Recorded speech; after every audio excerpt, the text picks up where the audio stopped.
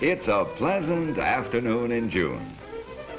Mel and his best girl, Thera, are enjoying a ride. Well, he's enjoying it. She's not too happy about the way he drives.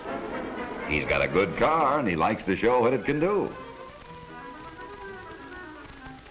Hey, you're supposed to slow down for a school crossing.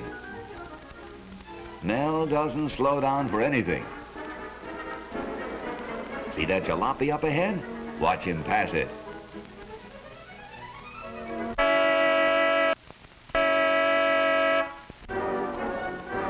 These boys have their opinion of such big shots.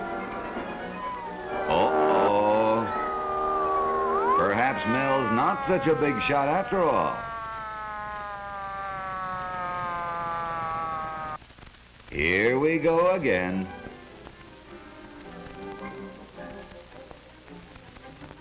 He's used to this.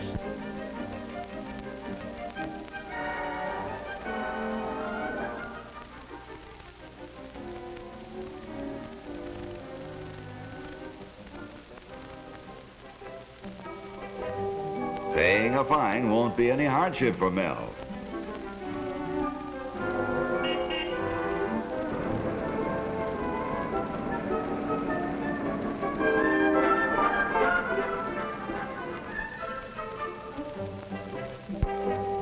A ticket doesn't mean a thing to a phony like that. Mel's determined to overtake the jalopy and cut the driver down to size.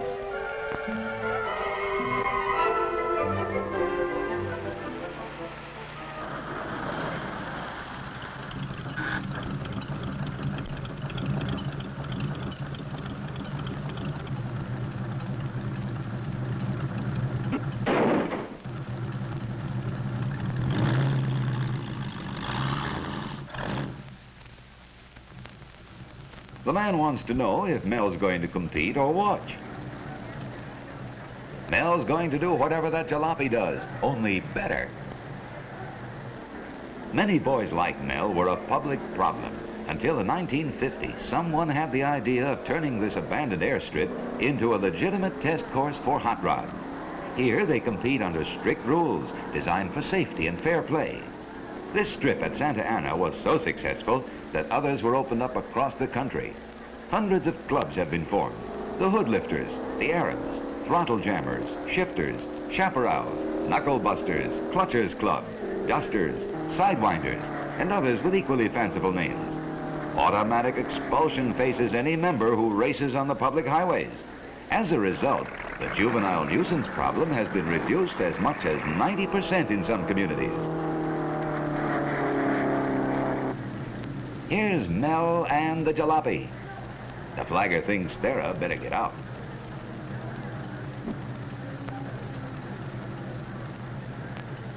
There they go.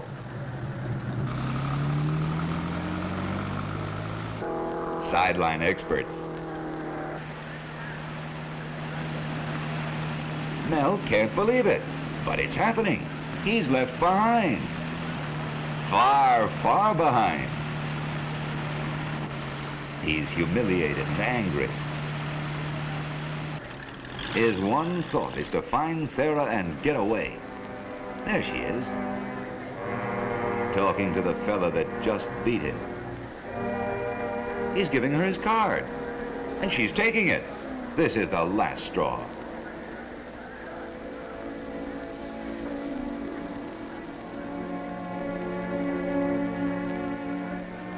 Mel refuses to be impressed.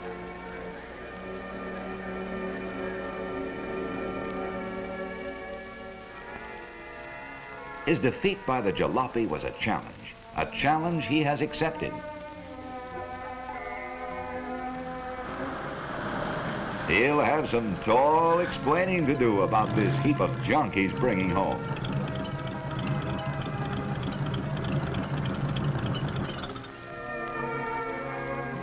He knows he can handle his folks. He's equally sure he can breeze through this job he's undertaken.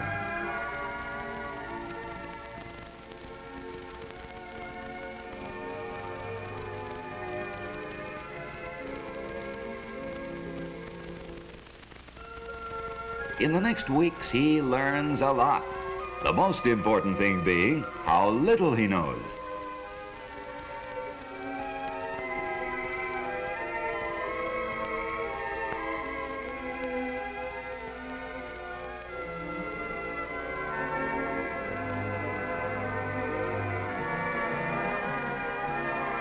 He makes one trial run after another when nobody's around to see him fail. She cuts out when he gets up over 100, and he can't figure why.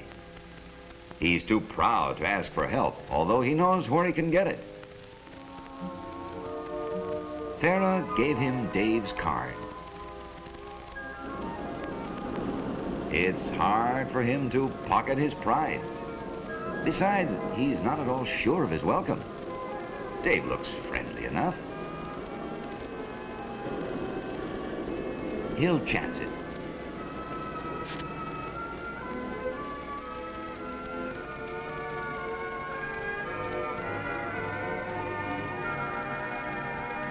Wow, what a motor! You've really got something here.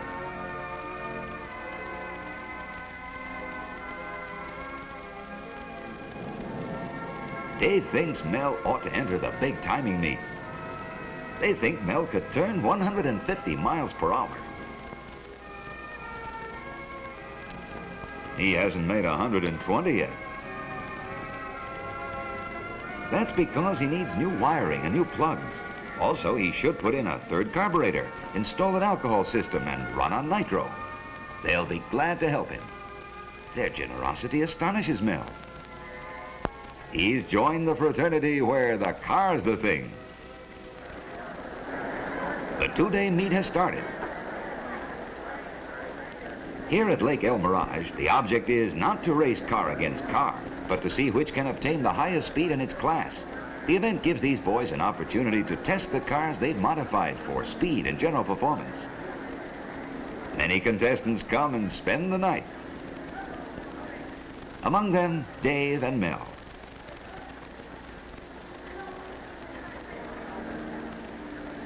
There's one of the timing officials. He sees to it that safety is the keynote of these meets.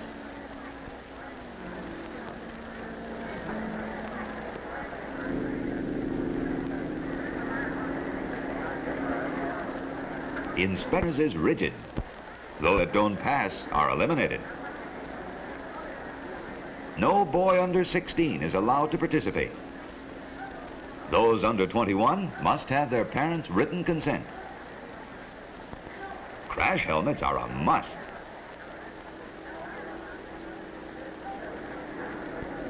As are safety belts. Accidents are few, but no car is allowed to start unless the ambulance is standing by at the finish line. Since daybreak, the starter has been sending out the cars. This streamliner is next. The loudspeaker tells him to get underway. Very few of these cars have self-starters. He's away!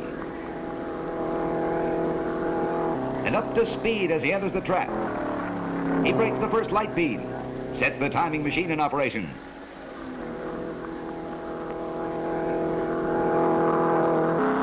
He breaks the second light beam at the finish.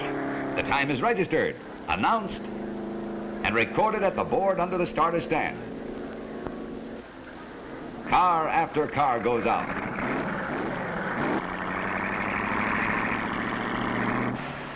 T-Roadsters.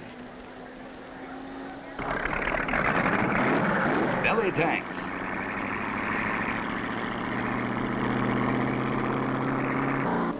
Chopped coupes. Highest speed made today, 168.127 miles per hour. Car 138C, you're next. That's Mel. His hands tremble as he puts on his crash helmet. The official wishes him luck. 138C, take her out. He's on. The car fishtailed at the takeoff. But his stiff arms are back to the course. Phew, that was close. Hold her steady, Mel. He can see the reason for the safety belt now. Sweat's running down the back of his neck, and his helmet weighs about a ton. This is no smooth concrete strip he's traveling. The dry lake bed is full of ruts and bumps.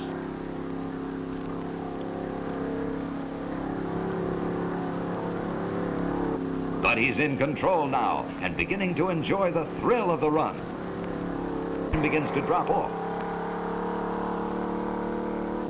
Now he's in high and praying he'll get past 6,000 revolutions per minute going through the traps. There's the first marker up ahead, and the tachometer says 5,900, 5,950, 6,000. He's in the trap now at 6,500.